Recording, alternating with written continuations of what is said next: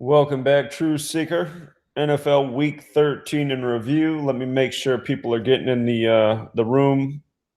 We're running an hour late here. My fault. Because we got 11 people here. Drop down to 10.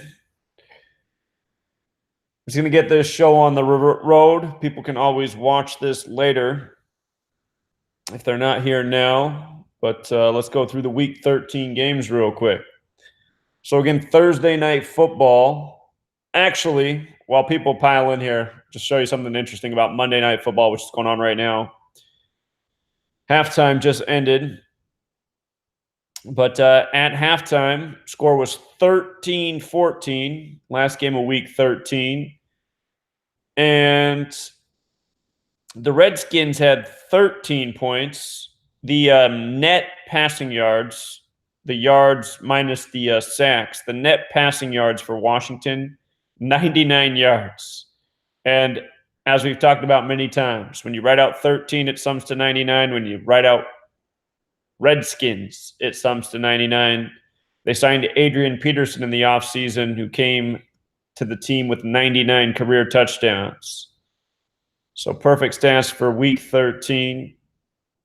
Notice Carson Wentz had 13 completions for 159 yards. Scottish Rite Freemasonry number. Ertz leads all receivers with 54 yards. Redskins 54, the opponent. So anyway,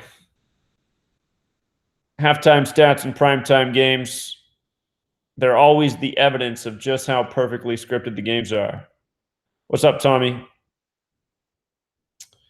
All right, that said, let's go through the Week 13.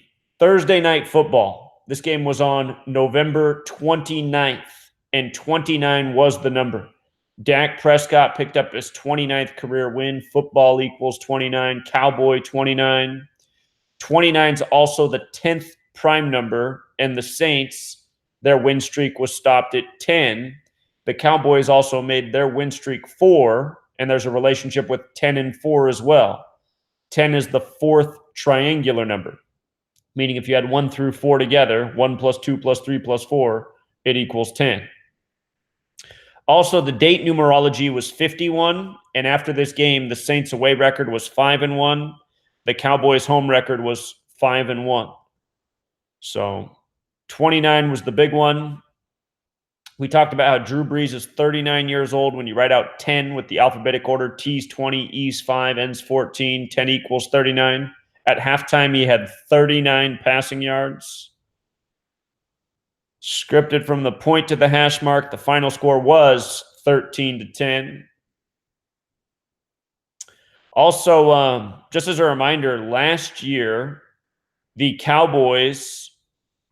Saints,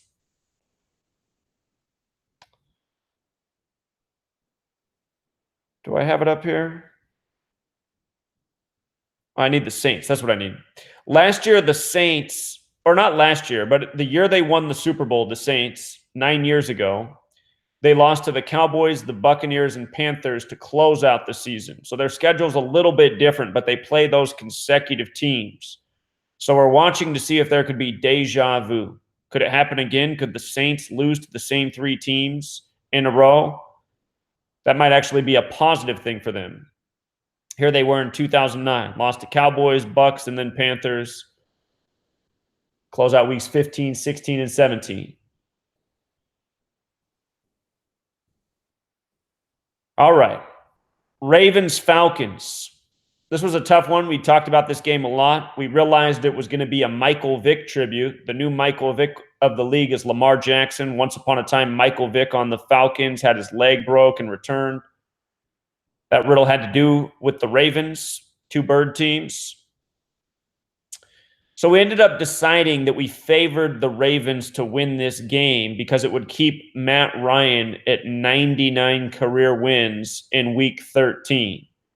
That was in the regular season, and that did happen. Again, there's the strong relationship with 13 and 99. We also thought that would set up next week a weekend's matchup with the Falcons and the Packers. And we thought Ryan and Aaron Rodgers would face each other with 99 career wins in week 14. Well, that didn't happen because the Packers didn't win, but we did have the right instinct about Matt Ryan staying at 99 career wins in week 13, and Lamar Jackson being the new Mike Vick of the league, winning in Atlanta, Mike Vick's old home. Some people did think that because, and rightfully so, I mean, there was reason to think this. Baltimore Ravens equals 66, Harbaugh equals 66. Some people felt strongly that the Ravens would become 6-6. But again, I'll remind you, just because, the team name matches up, it doesn't mean it'll always go that way. Sometimes it does, but not always. It's not like the Ravens start off every season 6-6. When they're a game away from it happening, it's enticing, but we see often enough where it doesn't work out that way. We also pointed out that Atlanta equals 48, and they could fall to 4-8, and they did. Atlanta 48. Falcons and Ravens both equal 34. The Falcons fell to 3-4 at home. And the Ravens became 3-3 away down on the 33rd parallel. So it was a tricky game. We wondered if the Ravens could become 1-3 at the Falcons in week 13. That didn't happen. We ended up thinking the more important number was Matt Ryan staying at 99 career wins in week 13. We were right to assume that. And we also noticed the alignment with Mike Vick's birthday. I don't think that was any coincidence.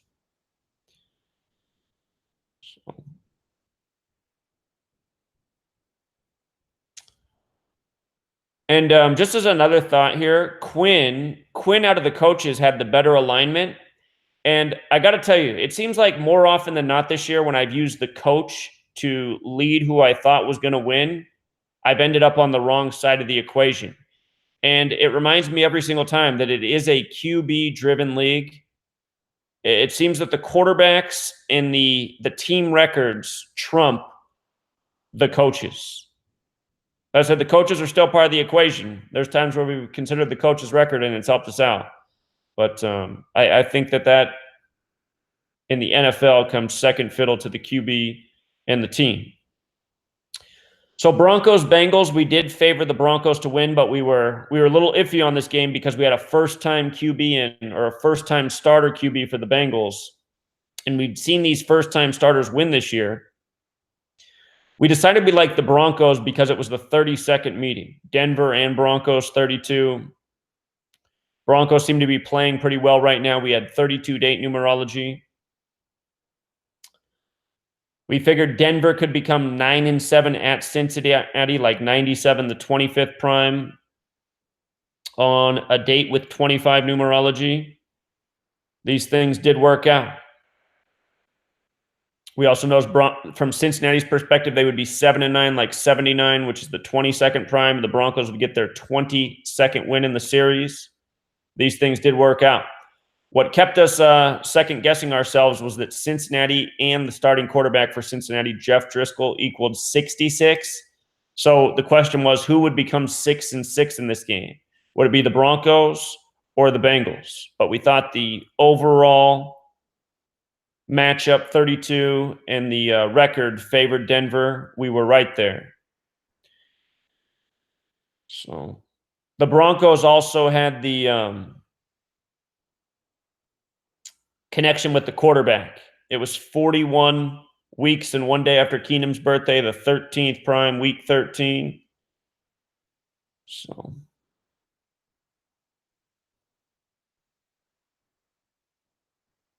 something else that was in the cards for Marvin Lewis, the coach of the Bengals, he could have got his 131st win, the 32nd prime over Denver and Broncos. And again, let this be another reminder that when things line up for the coach, it seems to not be as important as the overall record and how it is for the quarterbacks.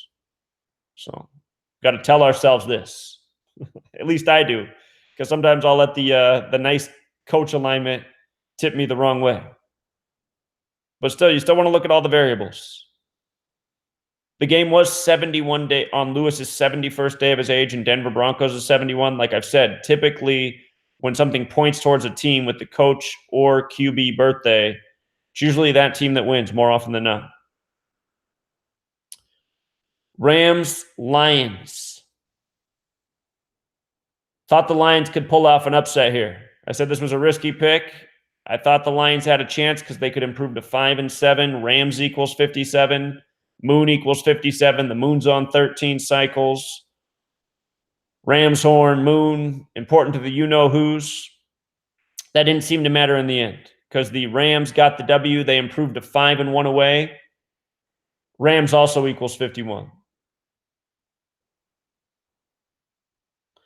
The date numerology was very favorable for the Rams. We covered this.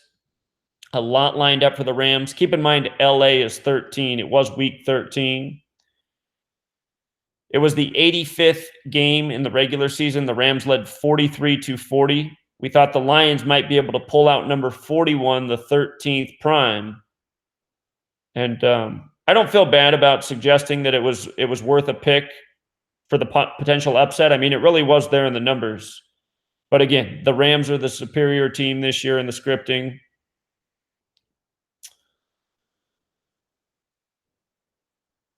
It's for Goff, we pointed out that he could get his 12th road win in Detroit. Detroit 37, the 12th prime. He could stay on 13 losses. He did. It was his 35th game, special number QB 35.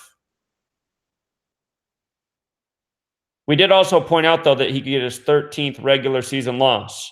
Perhaps this, something to consider here is that maybe the overall record is more important than the regular season record for these QBs.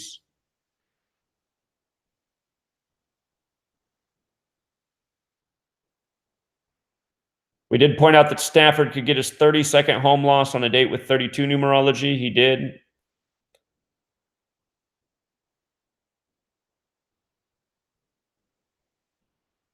It was Stafford's 137th regular season game, 33rd prime, corresponding with the team name. He got his 13th loss against the NFC West. LA gave it to him. The thing was, he could have got his 6th win, too, and 13's the 6th prime.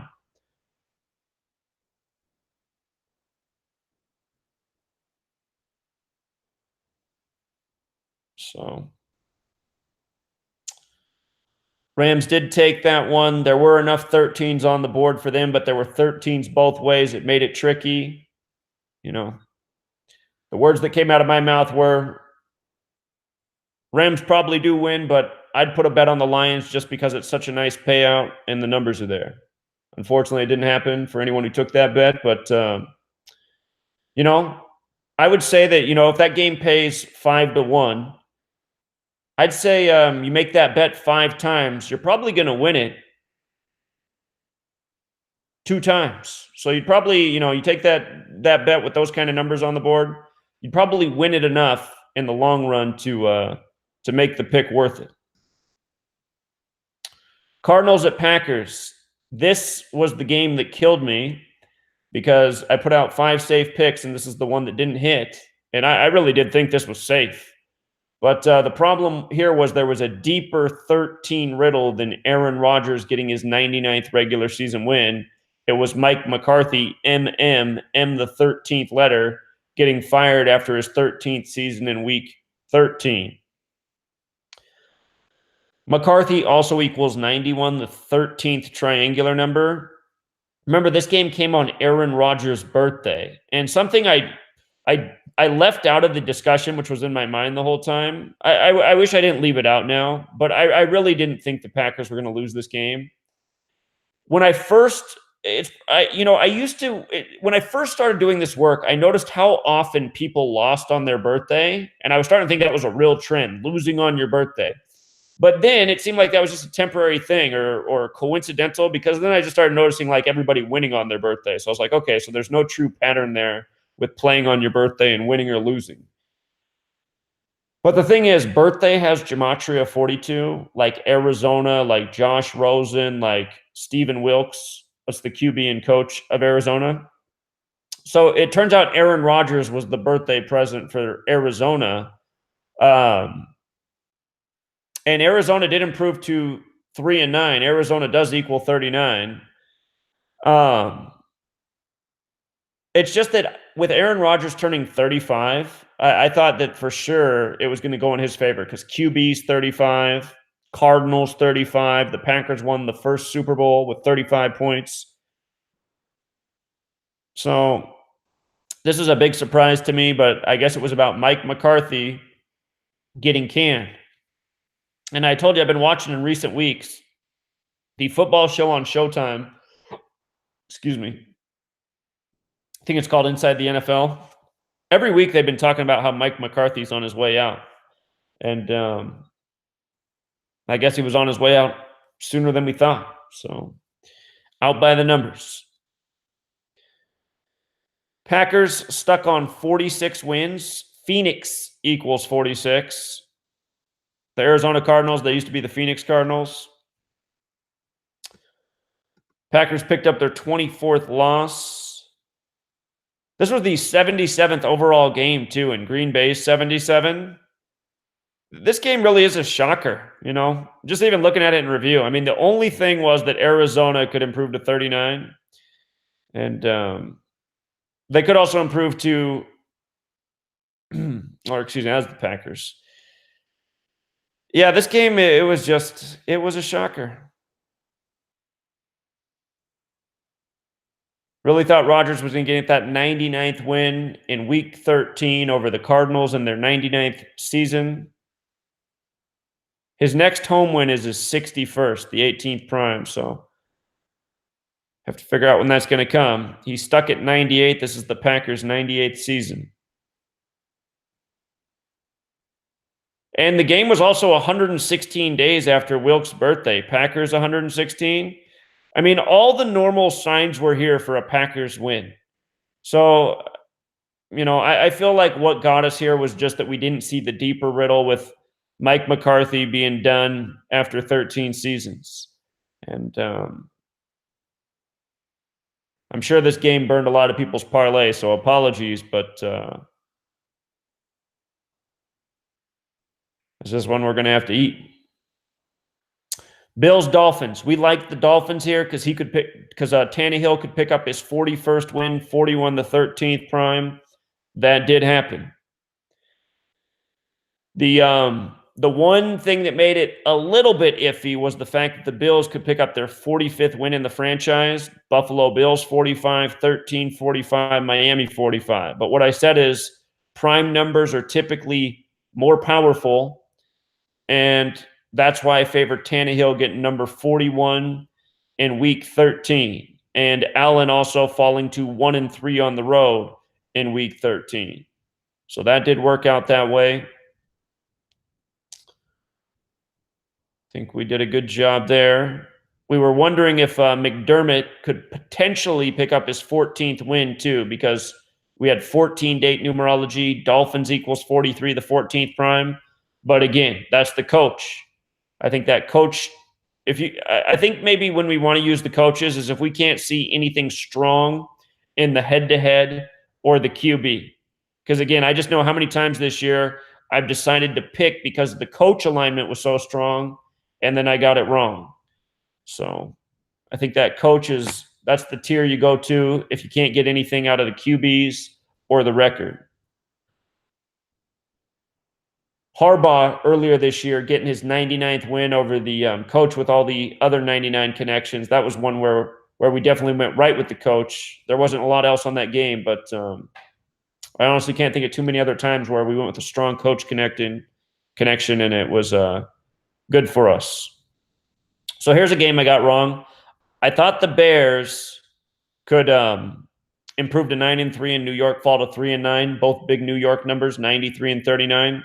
What we did point out, though, is that Eli Manning could get his 61st win in the regular season at home, the 18th prime, and Bears equals 18. So that's why I put that game in the closer calls, because the Eli Manning 61-18 riddle, just like Rodgers had that riddle earlier this year, it was in play.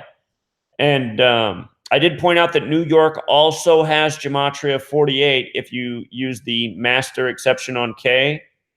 So thought the Giants would be able to pull it out. or not the Giants, excuse me, the Bears. I thought the 9-3-3-9 thing would play stronger. But we did have 25 date numerology, which was favorable to the Giants. We did think the Bears could get their 29th win on the day, leaving 29 days left in the year, too. The other thing, Eli born on 1/3, kind of like 13. And the other thing was, we wondered if maybe this is something to watch for the rest of the year, you guys. Eli's at 111 Eli's at 111 regular season losses. So, that's a special number. New York's 111. Is it possible the Giants win out the rest of the year and they stay right there at 111? What I'm suspecting is Eli will not pick up his next loss in New York. So I think his next loss is going to have to come on the road. I think he stays at 111 when he plays at home. And that was something else we considered this week, and maybe we should have considered it a little bit more.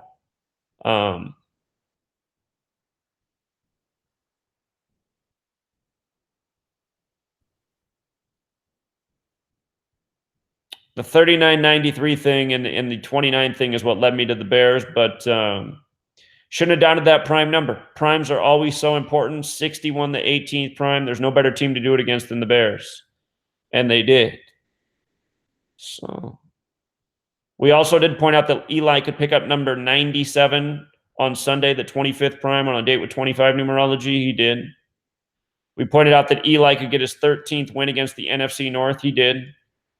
So I think it's just it was hard for us to have any confidence in the Giants, but there really were a lot of numbers on the board here, actually, for the Giants. Just looking at it now in hindsight, the Bears had this going for them, the 29.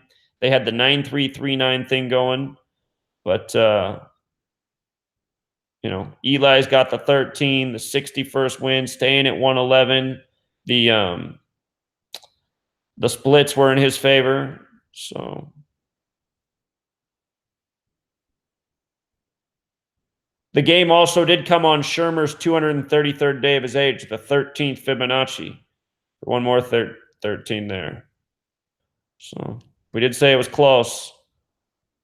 It wasn't in the super confident picks, but went the wrong way with that one. Panthers Bucks.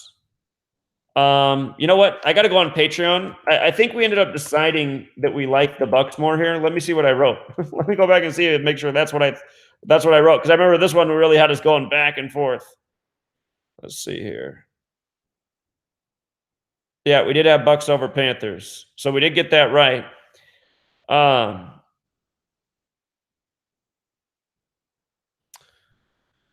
Funny that we went 3 out of 4 in the games I don't like, huh? Whoops.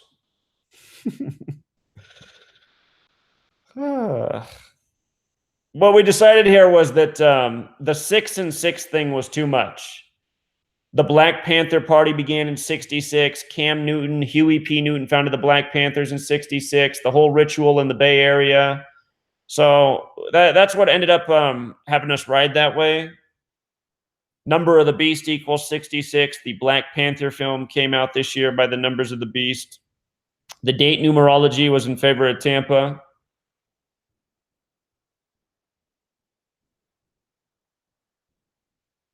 We noticed that the date numerology was 14, and the Bucks could pick up their 14th win in the series, which they did. Panthers is 43, the 14th prime. But the thing that was iffy was like, well, could they also stay at 13 wins in week 13?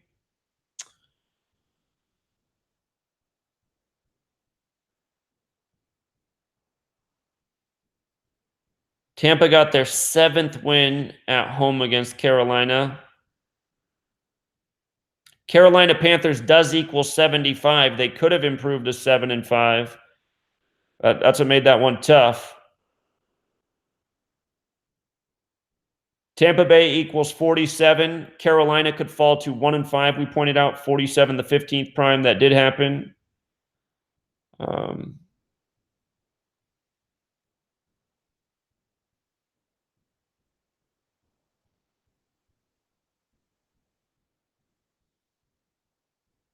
We noticed that Winston could have fell to 2-5 against the Panthers on a date with 25 numerology.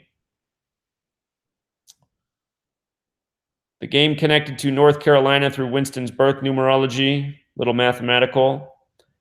We noticed that Cutter could get his 19th win over the team from North Carolina. North Carolina 67, the 19th prime he did. So it was the Black Panther 66 thing that led us to the right direction, but I think I was right to put this game in the low confidence because as we just went over, the numbers were pretty evenly split here. So 6-6 was probably good intuition, but maybe a little bit of luck here. That this was a tough pick. Oh yeah, that was a big one. That Winston could get his 13th home win. I think that was another thing that tipped us. The fact that Winston could get his 13th home win, he had the 13 in his favor. And he did get that. Colts Jaguars. I put this in the low confidence. We had a first-time QB here who never won a game, but like I pointed out, if he did win, he would become 1-3 at home for his career in week 13, and he'd do it over Luck. And 13 and Luck have this association. Luck in Jewish gematria equals 233, the 13th Fibonacci. He did become 1-3. Also, the Colts fell to 6-6 in their 66th season, and Colts equals 66. So the date numerology had numbers for Jacksonville.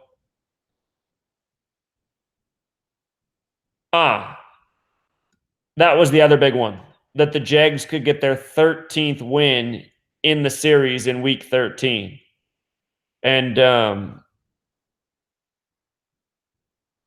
you know what? The two games that we got wrong so far that we looked at, we doubted the 13. We doubted the 13. Only one game where there's three games we've gone over that we got wrong. This game right here, Jags. Another game was Giants, and a third was Packers. The Packers game is the game where we went with a 13 and got it wrong. So that was the only game that we didn't see, but it was a 13 ritual. It was just Mike McCarthy, and would have took some major decoding to even think about that. Him getting fired in his 13th season after week 13, Mr. MM. The more logical thing was for Rodgers to pick up his 99th win. So again, we're just going to have to eat that one. But Eli did have the 13 thing going on with his birthday. And here the Jags had the opportunity to pick up the 13th win in the series. It was just hard to have any faith in a quarterback who's never had a career win, 0-8. Notice he became 1-8 in 18 too, and 1-3 at home. So that is why I put in the low confidence.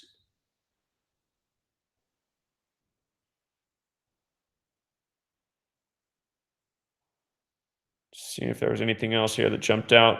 Luck stayed at 52 wins on a 52-date numerology.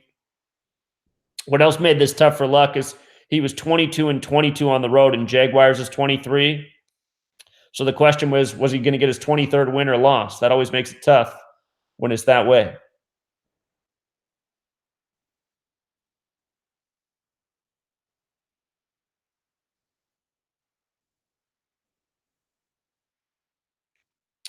Luck picked up his 33rd loss in his 82nd game. I'm having a thought about this now that I didn't have earlier. Vesica Piscis equals 82, the shape of the football.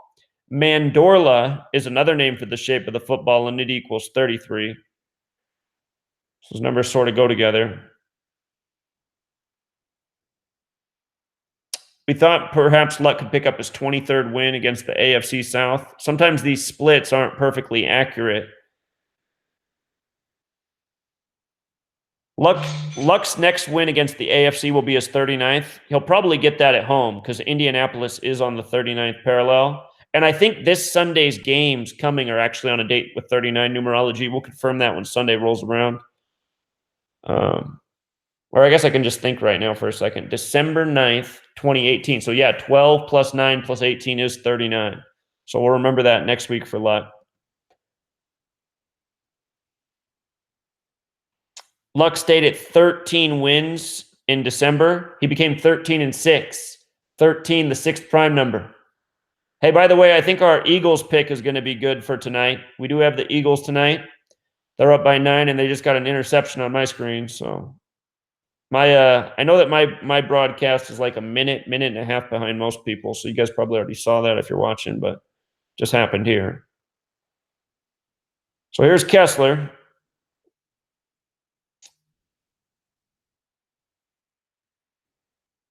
We were talking about how it was Kessler's 9th game, 245, the 9th triangular number, and 13 has the relationship with 45. So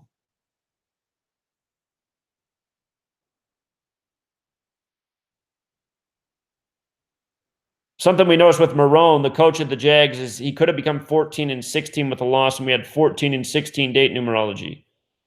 So that did not help us out there. Instead, he got his 15th win, 47, the 15th prime, got it over Luck, 47.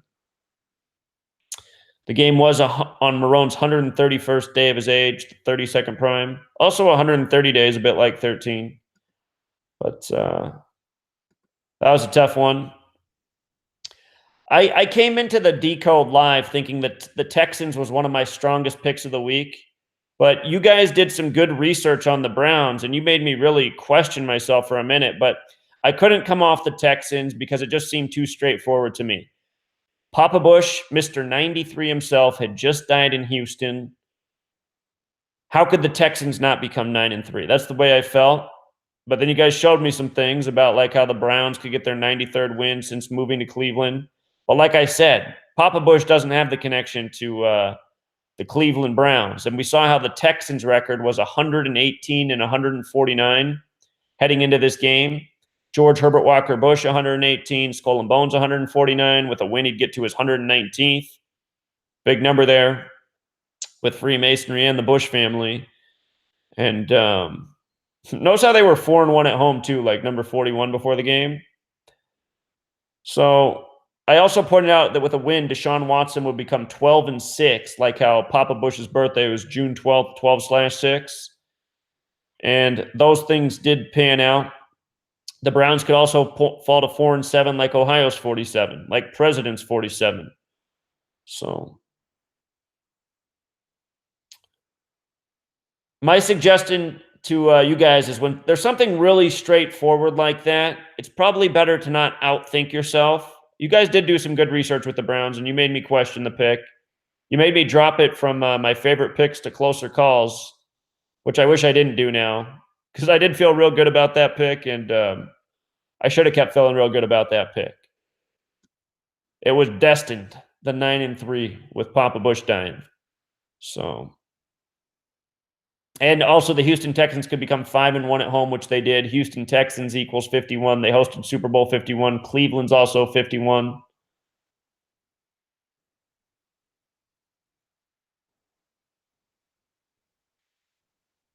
You guys did make the observation, though, that Deshaun Watson with a loss would fall to 11-7. 13 does equal 117. That was a good thought. It was a good thought. The game was on Mayfield's 233rd day of his age, the 13th Fibonacci. Browns is 91, the 13th triangular number. They did have some 13s up there. The game was 79 days after Watson's birthday, and Texans is 79.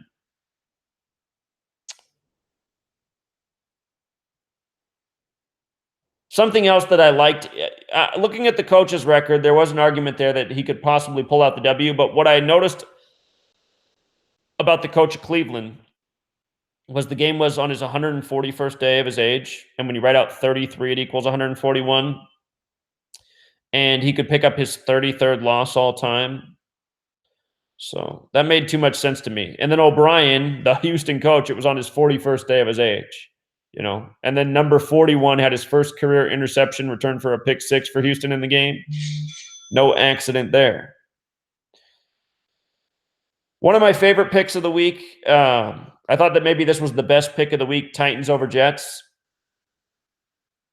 The Titans did pull it out. What we liked here was the fact that, God, you guys, what just happened on the screen? Sorry, I got to interrupt and just talk about this. Is why I hate watching pro sports. This is the most football I've already watched this week. Just turning it on the time we've been doing this. Carson Wentz has his receiver wide open. There's nobody even around. There's nobody obstructing the throw. It's 3rd and 3. It's just like it's like a 2-foot putt on a golfing green. There's just nobody there. All he has to do, he could like underhand toss it to him and get the first down. And what's he do? He throws it straight at his feet in the ground, and then they snap off their chin straps like they're so mad. I mean, get the F out of here. When I was 6 years old, I would have hit that pass 1,000 out of 1,000 times. So would almost every other 6-year-old in the country. There's just no way. That's why I can't watch pro sports. I'm telling you, my hair gets grayer by the moment. Anyway, Eagles looking good anyway. So anyway, Titans, we thought they'd improve to 6-6, like 66, the 11th triangular number, do it over the team from the 11th state, New York. 66, the 11th triangular number. We had 52 date numerology, Tennessee, 52. We had 25 date numerology. The Titans could get their 25th win in the series. They did. 14 date numerology, Titans 43, the 14th prime. So a lot, just everything in this game pretty much pointed to the Titans. Plus, the Titans could get their 13th home win against the Jets in Week 13. They did. That would have made them 13-7, like 137, where Tennessee's also 137. Darnold had the right name gematria for the riddle. New York and Nashville both equal 39. The Jets could fall to 3-9. They did. So this was a strong pick right here. And what's really rattled my brain this year is there hasn't been so many, like the week we did the 16 parlay and hit that 16 parlay. And I wish we could go back to that week because there were some other picks I liked too. I just didn't want to throw too many in there. But we got most of the games right that week. We could have made that parlay even juicier, but I mean, I didn't want to be greedy. But that week, there were just so many nice alignments, just like this. Like if you go back and look at those 6 teams that we did, they all have alignments like this. And you know what? Every year I've been doing this, week after week, there's plenty of games that have alignments just like this. Like it just stacks nicely for one side. And for whatever reason this year, there just are not this many games like this. And I don't know what it is. I don't know if it's just the way things worked out this season. Every time I turn on Thursday Night Football, I know you guys have to be hearing the same thing as me on Thursday Night Football. The ad that they run for Thursday Night Football redundantly is this year, the script is flipped. And every time I hear that commercial, I'm like, God, I feel like they're talking to us. It's like they know that we're on to them. This year, the script is flipped. Why do they keep running that ad? Because something is just different this year about the scheduling and the way the games line up. I don't know. I don't know how they did it. I don't know if it's just this year, if it's an anomaly or what, but I mean, we're still doing pretty well this year. It's just this year's been the toughest season out of all the years that I've been decoding sports. So primetime used to just be so easy. It looks like we're going to do pretty well this week. I should have went 3 for 3. I screwed up on not seeing that 29 was the 10th prime, but we did get Sunday Night Football, and looks like we're going to get tonight. It's not over yet tonight, but we're looking good tonight. So anyway, everything was just was really nice this game for the Titans. The game was closer than I thought it would be, but we did get the right outcome. The game also lined up nicely in birthdays for Mariota for the ritual. And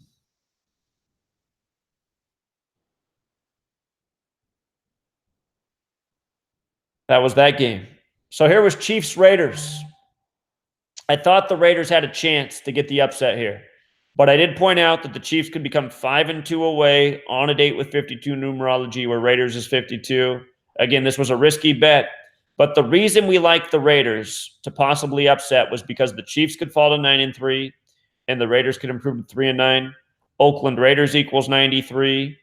John, as in John Gruden's 39. And Gruden could have got his 41st win, the 13th prime in week 13. This game, for anyone who took the points, you won though. You know, that was the safe thing to do, to take the points here in this game.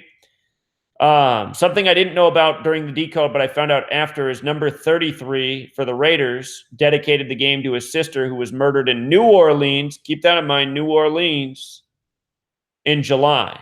And that was number 33, DeAndre, whose name equals 33. The Raiders lost with 33 points. But shouldn't have doubted the 52 thing. That was the big riddle last year, the last time the Chiefs and Raiders met. I pointed out that 52 is divisible by 13, 52 cards in a deck of cards, 4 times 13, 52. But anyway, if you took the points, you won on this game anyway. You know, the Raiders did have a shot here in the numbers. They paid out 7-1. Like I said, that's usually a sign that a team's not going to win because Vegas doesn't want to pay out 7-1. The Raiders have a big enough fan base where probably a lot of people made that bet.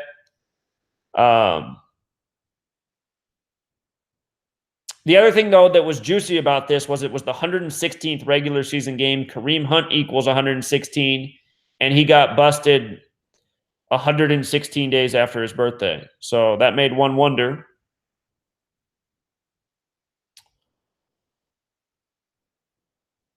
We did point out that the Raiders could have got their 53rd win on a date with 16 numerology, 53 the 16th prime. Mahomes, it was his 13th game, and he's Mr. 99, 1399, like Patrick Mahomes Jr.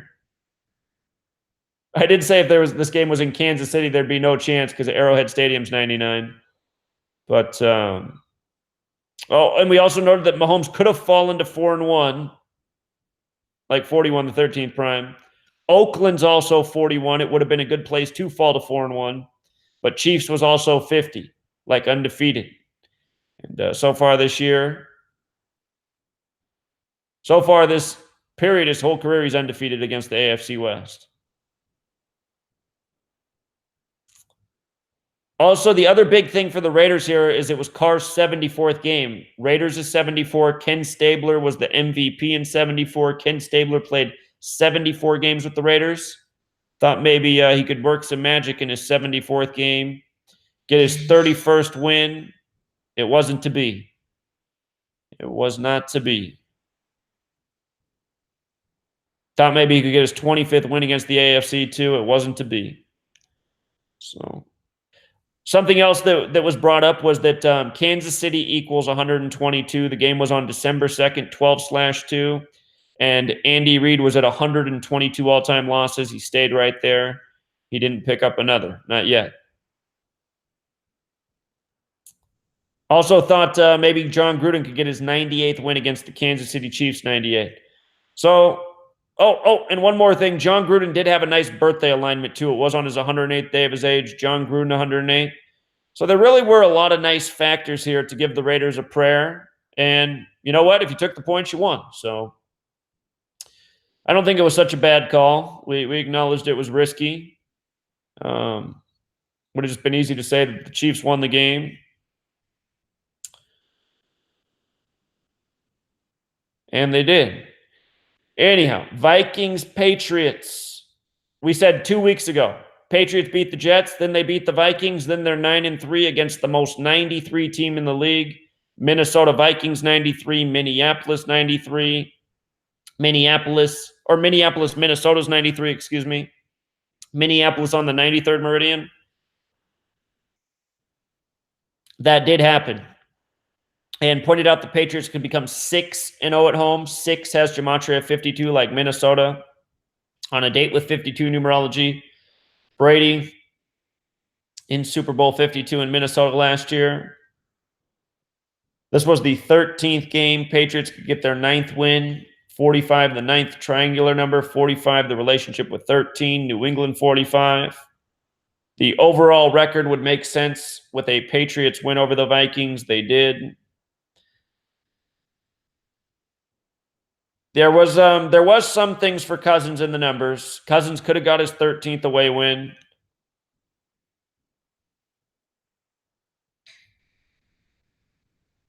Pointed out Cousins could become 2-5 against the AFC East on a date with 25 numerology. He did. Pointed out that Brady could have got his 25th home loss. He didn't.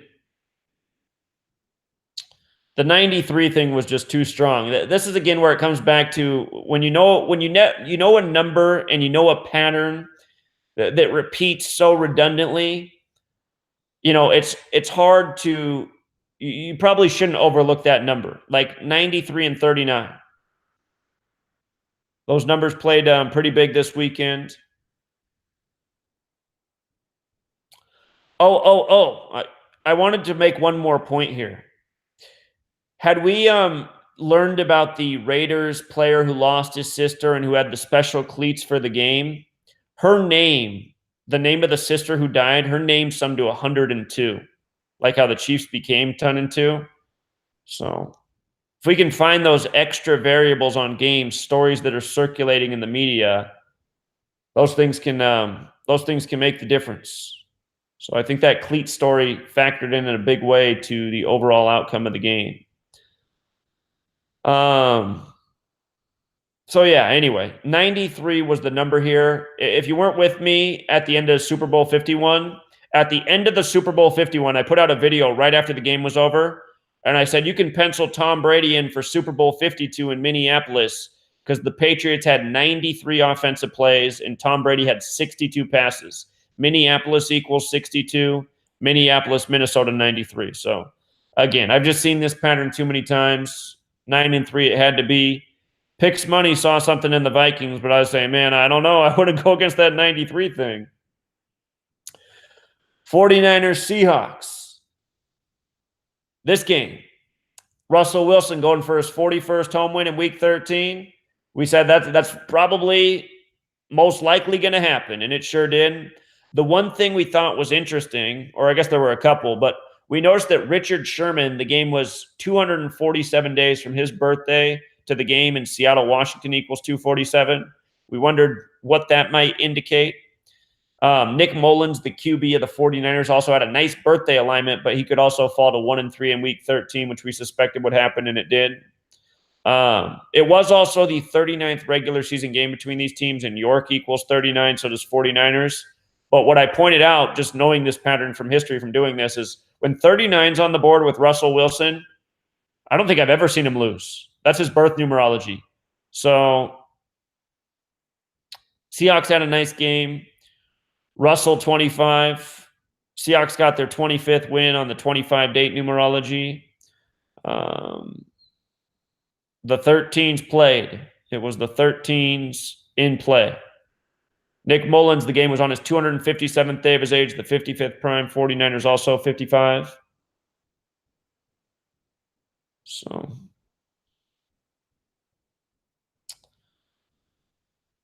Chargers, Steelers. I like the Chargers here. We had some good teamwork. I found out even more that made us favor the Chargers. Somebody commented earlier today that when the Chargers were down big, it was a huge payout in the live betting. So he doubled down on that huge payout, and he got rewarded nicely. And notice the Chargers became 9-3. What was funny is after Mike McCarthy got fired, Derek sent me a text message, and he goes, "How much do you want to bet the Steelers lose tonight?" And I said, well, I don't want to bet you anything because I already picked the Chargers to win. He's like, oh, I didn't know that. But the reason Derek texted that is because Mike McCarthy's from Pittsburgh, and he saw that once the Packers went to 4-7-1, he figured the Steelers would become 7-4-1, similar record. So that was a good thought as well. But what we liked about the Chargers were quite a few things. So the date numerology was right for the Chargers. The let's see. Rivers could pick up his 52nd win. Chargers 52 date numerology. It was the Steelers led 23-9, like 239, the 52nd prime. So we could tell that this number was going to be important in this game. And the other thing was Rivers could get his 50th win on the road and stay at 52 losses. Pittsburgh and Steelers 50. And I know I put the note up here somewhere. Where did I write it down? Maybe I forgot to write it down. We noticed that in the modern era, the Steelers could get their 137th loss at home and Chargers equaled 137. So that's what we got to start paying attention to is at M cubed, their stats for the NFL, they're since the modern era began. And it seems that now that we're paying attention to this, it's starting to become evident that these modern era stats play too. And there it is. The Steelers got their 137th home loss in the modern era to the Chargers, which equal 137. So that's a big revelation. That's something I had never paid attention to before this year, and I think that's going to help us out for the rest of our days now that we know that these modern era stats are important. So thank you to the people who brought that to the table.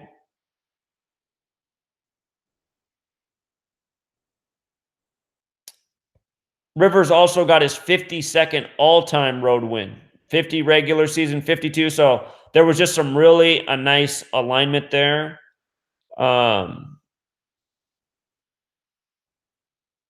We noticed that Big Ben could get his 13th loss against the AFC West. And he did. And he did. So we had a great week this week, and it looks like we got Monday Night Football right too. Again, I was telling you guys, some of you, I said 66 is a huge number with Philadelphia, and I would not doubt that 6-6 record for both teams in Philly. Again, there's just some patterns that play again and again and again. So, anyhow, the game was also on Rivers' 360th day of his age, like 360 degrees in a circle, getting those 50th wins, circle 50, Pittsburgh 50, Steelers 50. So, yeah, Chargers. Redskins, Eagles. It was all about the 66.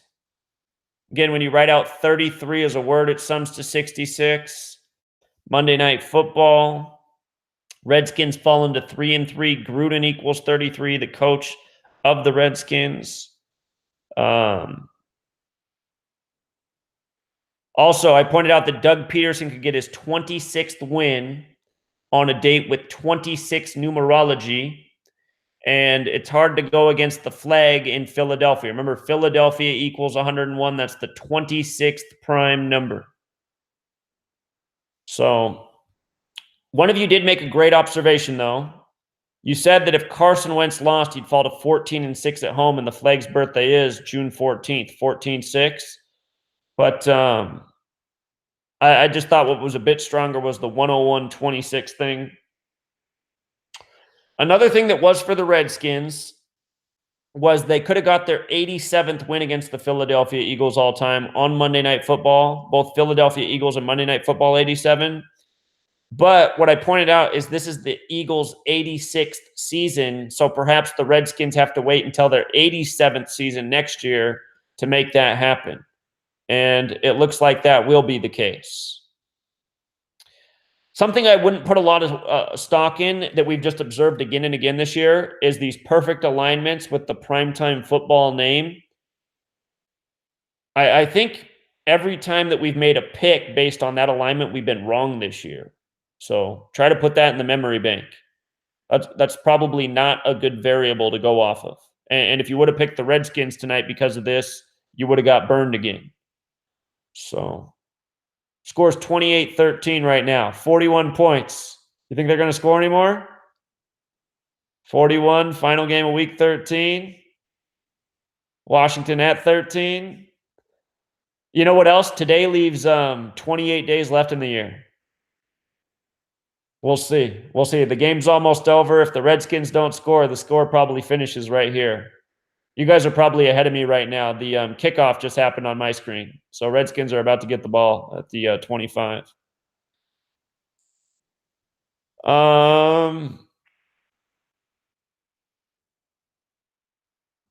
We pointed out that Wentz could get his 15th home win on Monday Night Football. It seems that the abbreviations for the primetime is more important than the actual name. Something else I've noticed here. Adrian Peterson can't catch the wide open pass with his sticky gloves. I just don't believe it, man. Again, we always see how these box scores are so perfect at the end. By the way, this guy right here, you see this guy right here? Almost anything that he picks is wrong. If you ever see this guy leave a comment for who's going to win or lose, he's kind of just like Tony Tell It Like It Is. Just pick the opposite. This guy, he's always so confident with his picks, and I don't know if I've ever seen him pick a single game right, honestly. So, Patriots lose. There it is again. Nope, they don't. They don't.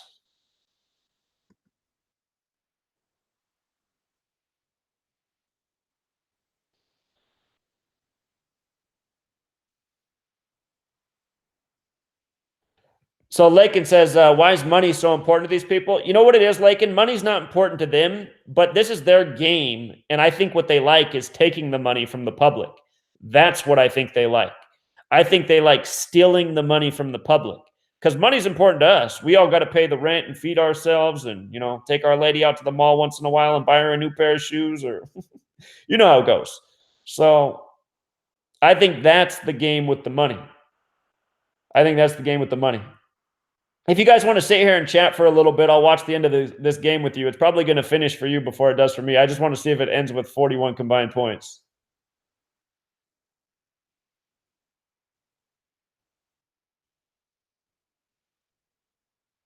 Oh my God, Mark Sanchez. I wish somebody'd pay me $1 million to throw a football. God.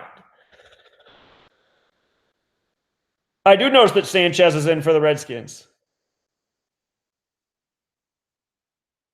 So Sports Gematria is not in the Sanchez. He's not buying into the Sanchez. Hey, let's just here. I gotta see. I gotta see how old Mark. Oh my God. Mark. Okay. I knew college football was garbage too when Mark Sanchez was the quarterback at USC. Mark Sanchez has sucked at football his entire life. How do you play for one of the top football college programs and suck at throwing a football? Mark Sanchez has always been a noodle arm, ugly, throws the ball ugly. Oh my God, I just don't understand it. And then the Jets traded away their whole future to get him. I was like, are you kidding me? I mean, what? These guys are supposed to be billionaire geniuses that own these teams? How do you give away your whole future to draft the Sanchez who sucks at football? Oh, God. He's only 32, huh? November 11th. He's got the birthday. How many days is it from his birthday today? Did he play? Is this his first game for the Redskins this year? I don't know if he played last week.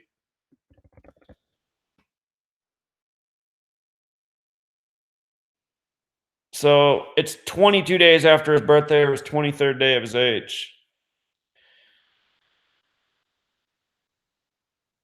They're showing the Aaron Donald highlights. Got to get some more 13 in here.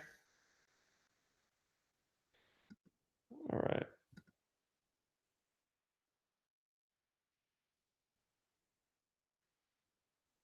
Well, the skins are okay. So, let's go back to why I like the skins in the offseason. They had the 99 thing and they had the 53 thing, and a lot lined up for Alex Smith. And I was saying because this is the 99th NFL season in the United States of America's 99, I said there's going to be some symbolic riddle to history. So, could it be that the Patriots genocide the natives in the Super Bowl with 41-year-old Tom Brady? And then we noticed how the Patriots and Eagles had last played, I believe, on the day leaving 53 days left in the year. If it wasn't that, it was a date with 53 numerology, but I believe it was the day leaving 53 days left in the year. And we were looking for a riddle, a team. Again, what the variables I figured out to look for when you're picking these Super Bowls in advance is if you can peg one team, then you want to go back and look for matchups that team's had in recent history that have numbers that sync with this Super Bowl. So I said from the beginning, I said Patriots Redskins is a risky bet, but I mean, there really is a riddle in numbers in here. A lot lines up in the numbers. And, the Redskins did get off to a hot start and then getting to Adrian Peterson with 99 touchdowns. It was looking good. And, it's not over till it's over, but in light of what we've seen with the riddle of the War of 1812, which is another thing we were looking at even before the season began, and how the War of 1812 ended with the Battle of New Orleans and how that equals 99. And don't forget that Adrian Peterson became part of the Saints too. So I don't think it was bad of us to consider the Redskins as an option. I would have never bet the farm on them, but I mean, it would have been a nice payout. But now that Smith's legs busted and the fact that he was a big part of that riddle when I was looking at it, it's just hard for me to think that they're going to be the team. And all year we've been seeing big riddles with the Saints and the Rams. And hold on, we got to call. Oh, it's Picks Money. So anyway, I was just saying, I think it's one of those two teams in the NFC at this point. The Bears are another team to consider, but I think it'll probably end up being the Saints or the Rams before it's the Bears. What's up, Picks Money? What are you thinking about? I saw some interesting the day before I went to work. Okay, the Jimmy B Classic is Wednesday, and Oklahoma and Notre Dame are playing. Now, what's interesting to me is Oklahoma and Notre Dame could be in the national championship on a football game. Right. That's true. Absolutely. So ESPN will mock you. Like, they give you hints. You know what I mean, Zach? I'm just spitballing, but you know. Well, they do. You're right on. They put the numbers on the screen that point to the championships every year. Yeah, so I was like, Oklahoma and Notre Dame playing for the first time ever in basketball, like they never met. So I'm like, that's interesting, you know. So that's what I was just thinking about. So, that's a great observation. And good job on your pick this week, man. You did a good job. So, I think what you want to do about this playoff thing, Zach? I think we should do it early and then do a review date again. Like, do it early and then everybody try to do their research. Jeremy, you, me, Denham, and then we all come back and talk about it. Wait, so what are you saying we do early? What do we do early? Let's do the college football championship early. Okay. So you're saying to try to figure out the college football championship right now? Well, we can. Because we still got there. It's still a little ways off. It's the beginning of January. Yeah.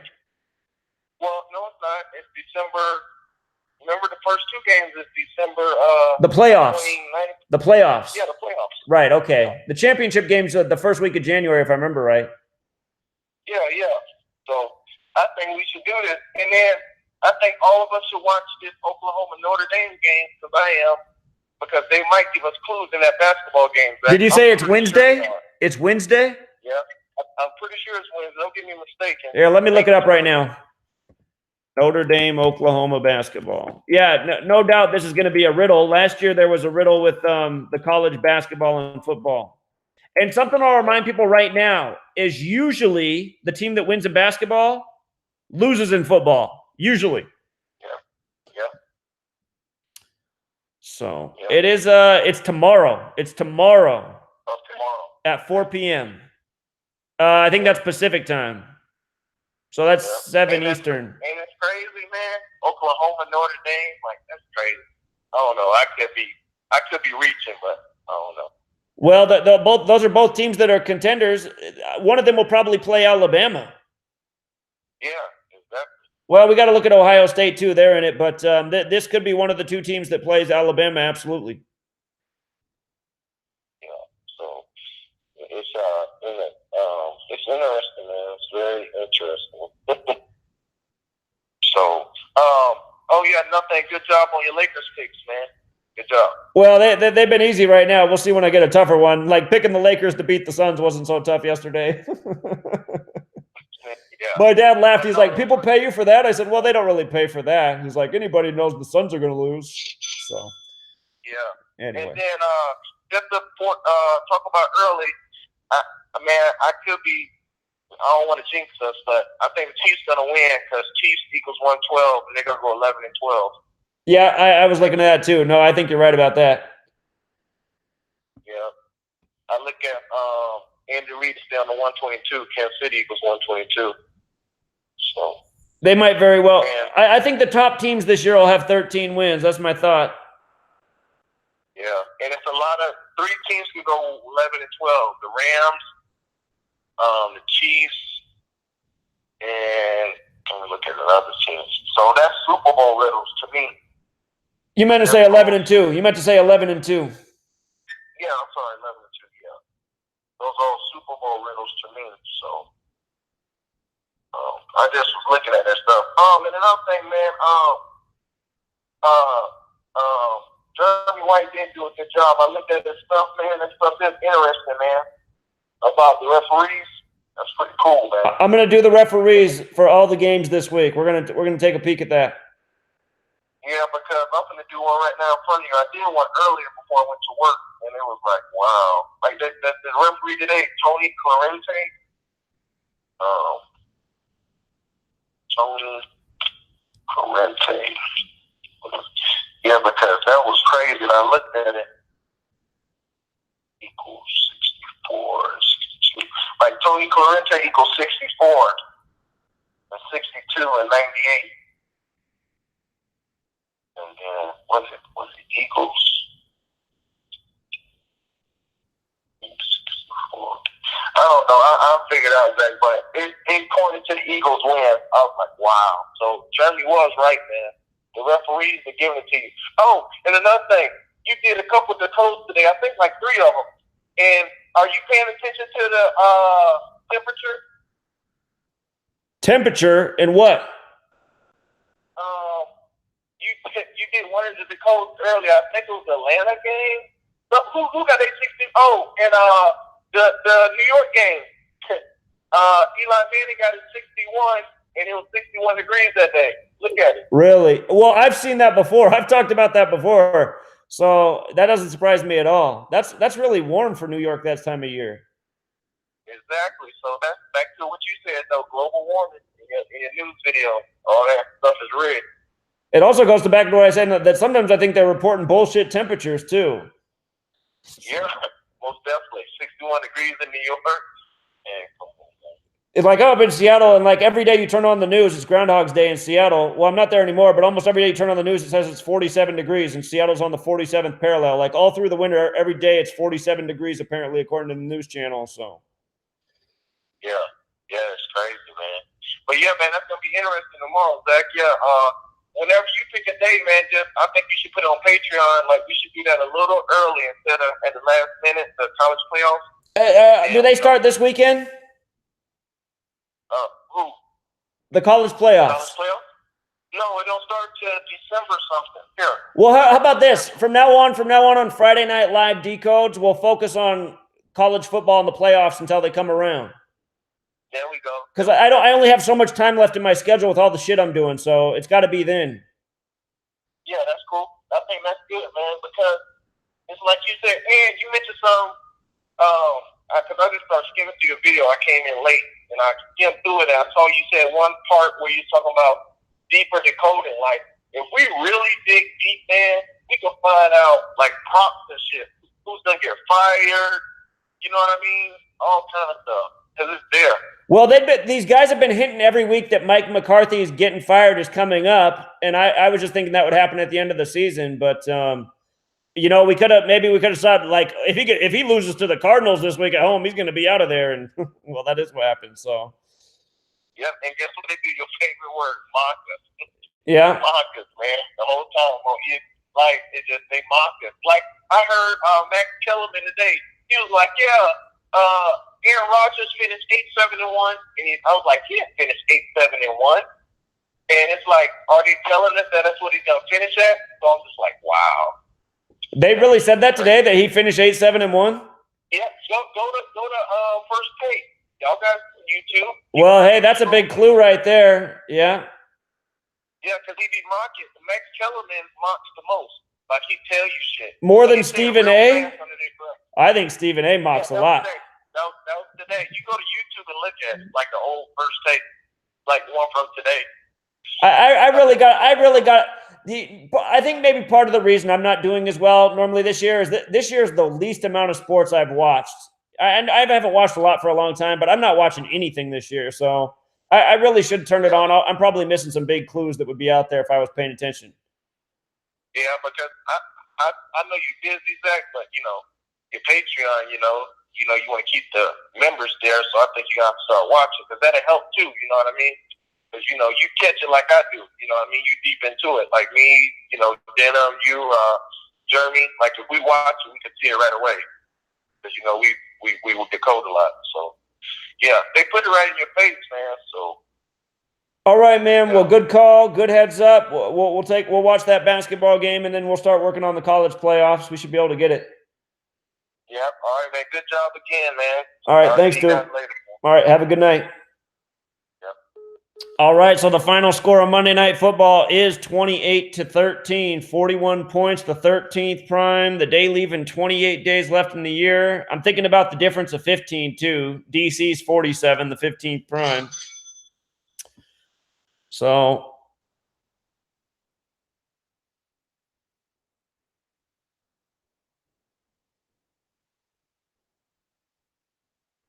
Yep. Gruden's 41st loss, too. Good one. 41 the 13th prime. It was a week of 41 and 13. Yeah, the only 13 that got us this week was the Packers thing. We thought Rodgers would get that 99th win, but instead it was all about McCarthy getting fired after 13 years. So, oh, Jeremy White's calling. What's up, Jeremy? How's it going, Zach? It's going well, man. Just listening to the call from Pix Money. That's the nickname I gave him. I don't know what his real name is. that basketball game he's talking about, OU and Notre Dame. I was breaking that down like a couple hours ago, and if you go to my site, you can see I just published it. All right, let me go there. We'll see how much a time delay we have between the computer screen and the phone. Hold on. Oh, it went to one of your older posts. That's why it did that. All right. I got it up on the screen. You're probably on a leg. On mine, it's live right now, your screen. Yeah, you're like 5 or 10 seconds behind. Yeah, it's just on the first one that I posted. All right, I'll refresh here. It looks pretty good. The thing that stood out to me was that Vaughn Kruger comes in with 92 losses, and he can get 93. And the game's in New York, and there's a lot of 93 stuff for it. So, wait, I don't know my college coaches. So who can get number 93? Kruger. He's the coach of Oklahoma. Okay.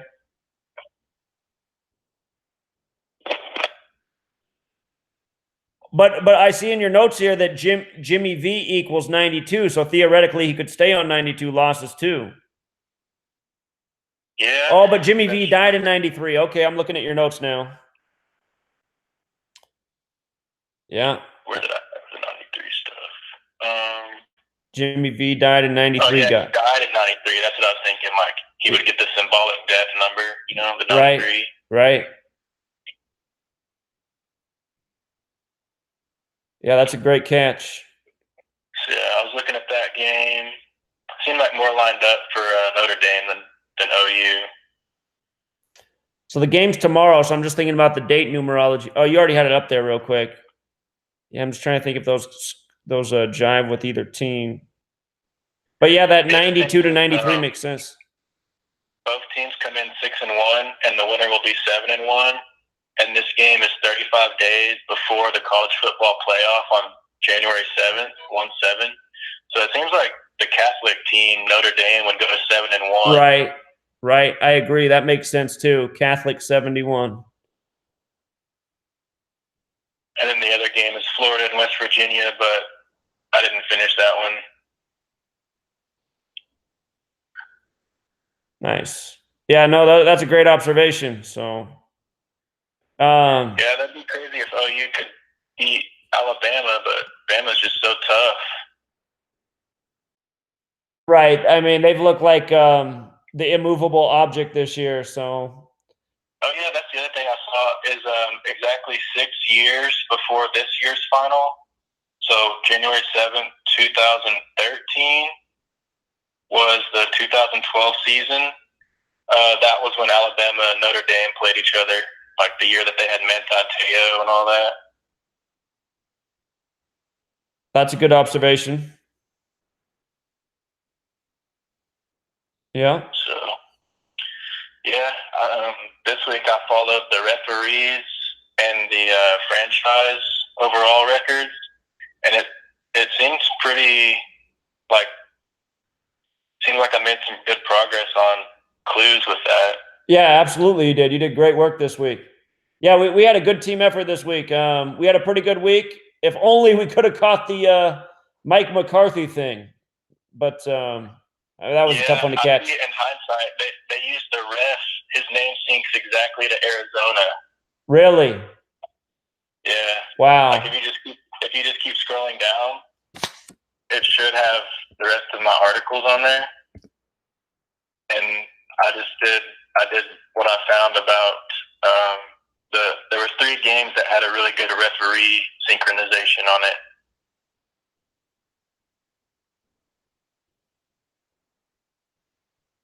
Yeah, there you go. I see you just did the search thing. So McCarthy got his 77th loss in that game, huh? Yeah, his 77th loss as coach of Green Bay. I didn't catch that part. That was a good catch. Then you'll see that Pete Morelli. Morelli syncs exactly to Arizona. He went to a Catholic school too. Funny. Yeah. Oh yeah, perfect like Arizona, 84 and 39, and 42 too. Yeah, man, look at that. All right, yeah, we're on it. The refs, maybe the refs is the detail that's going to get us back to perfection. I have to have a perfect week before this year's over. I've gotten perfect weeks in years past, and I am hungry for a perfect week. So I'm going to be all over the refs this week. Yeah, and at the very bottom of my reference sheet, I got the gematria already typed out for the refs. Nice. Yeah, in that Cleveland-Houston game, the refs synced up to Houston and they won. In that Steelers-Chargers game, the refs synced up to Chargers and they won. The refs name equaled 137, like how we said that was the biggest number in that game. Right. Very cool. Yeah, I think this refs thing is going to tip the scale for us. I think we're going to go from good to great here. And then in the franchise alignment stuff I was doing, it seemed like a lot of the games that we got wrong, there was like a split decision on the franchises. Like there was a clue for both teams. Sure. Like in that Arizona game, there was a franchise synchronization for Arizona. Yeah, I think I remember looking at that this Sunday. So. Yeah, I think it was like the Packers got their 149th home loss, the 35th prime to go with all the other 35 stuff. I sure didn't think that would happen, but now I see the clues for it. Right. This punch to the face is funny. I thought I thought Aaron Rodgers would get his 99th. The thought wasn't so bad because it made us go in the right direction with the Falcons-Ravens game. But yeah, that was a tricky one. The one that the franchise really mattered that I saw was the Jaguars and Colts game. Yeah. Because the Jaguars came in with 168 wins and they got 169 for their franchise. The square root 13, right? Yep. And then they won 6-0. So the 13th prime. I was like, man, they really are using those franchise numbers. Well, so it's tricky though, because we ended up deciding that the Chiefs would beat the Rams based on the franchise record, and that didn't work out in our favor that week. And I know there were a few times earlier this year where we went with the franchise record too, and it burned us. So it's not always correct, but we still should look at it because it's another important variable, obviously. Yeah, it seems like if we do our normal decode with our normal method, and then we have the team that we like, the franchise and refs is either the icing on the cake or like proceed with caution. Right. Yeah, I agree with that. The other thing about Jacksonville is they stayed at 211 losses, the 47th prime against luck. But that 169, the square root 13 was a big one. So, yeah. Let's see. Yeah, some of the games there was was nothing that really jumped out, and those ones seemed to go just how the normal decode went. The New England had a good sync for the franchise. 49ers had nothing. Chargers, Steelers. There was one for both teams on Chargers, Steelers. Eagles had all the franchise stuff for them in their favor. They won. A lot to pay attention to. Just takes to do a game and really be thorough and look at the franchise and the coach and the quarterback and the ref, all that. It takes an hour at least. Yeah, just for one game. Yeah. Yeah. But hey, I mean, if you're serious about this and you want to make sure that your pick is well researched, it's probably worth it. So yeah. The reality is, I mean, the average person probably works and makes $20 an hour or less, and theoretically, if you do your homework here right, you can probably make more than $20 an hour if you do a good job. So yeah, I was just thinking maybe once we get everything kind of perfected, we need to know someone who's good at programming that can just build a database for us that we can add on to each week. Or I was thinking some way it can pull the stats from those football databases.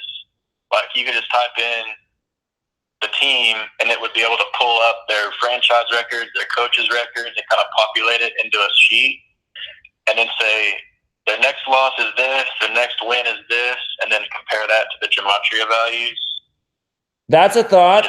Or if we built our own database and maintained it, that would be helpful too. That would make things a lot more efficient. So I know Derek's pretty good at programming. I wonder if he knows how to do that stuff. He probably does. So.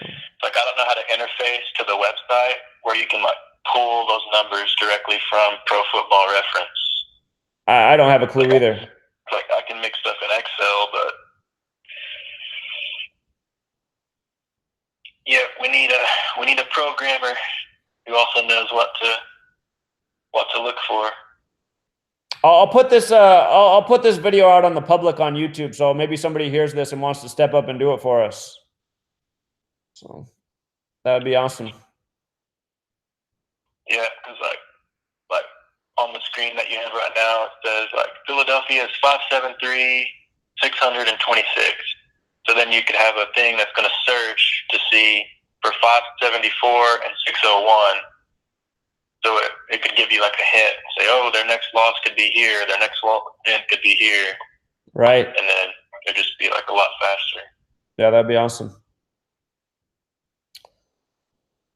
All right, Jeremy, great work. I linked your blog post in the chat, so hopefully everybody got that.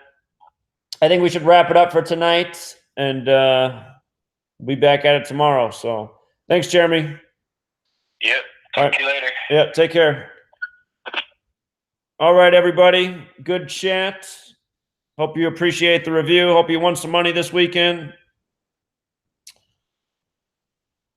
All right, Chris, you want to call in? I'll take your call, Chris, before I hang up.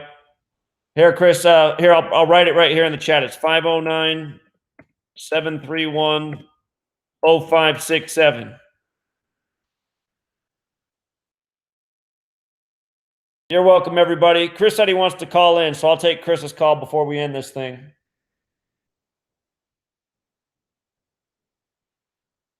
Glad to hear you did good, Mongo.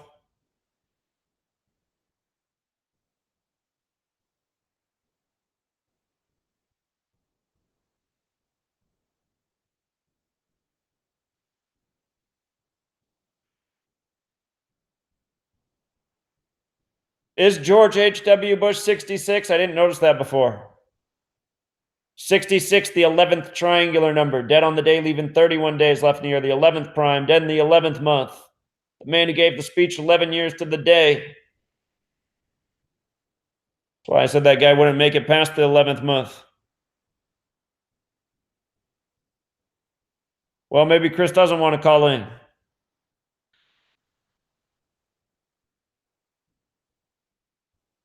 Chris, I'll give you 30 more seconds, and then we're wrapping it up.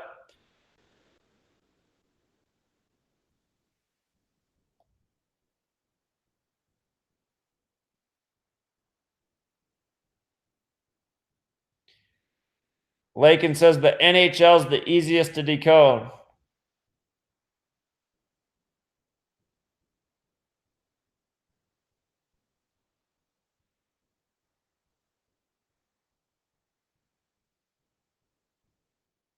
All right, Chris, you can call in when we do the next live stream. There's more time. So we'll wrap it up here for tonight, you guys. Be back tomorrow for the podcast, and then there's gematria school tomorrow night. And what else is there? What's the schedule this week? Well, I do the radio show Wednesday. I guess Friday Night Live Sports Decodes. We'll go with the real college football focus on that one. So, and then I got to do whenever LeBron's next game is. Better look that up. I know he didn't play tonight. All right, you guys. Thanks again. Have a good night all. Good day. Until next time.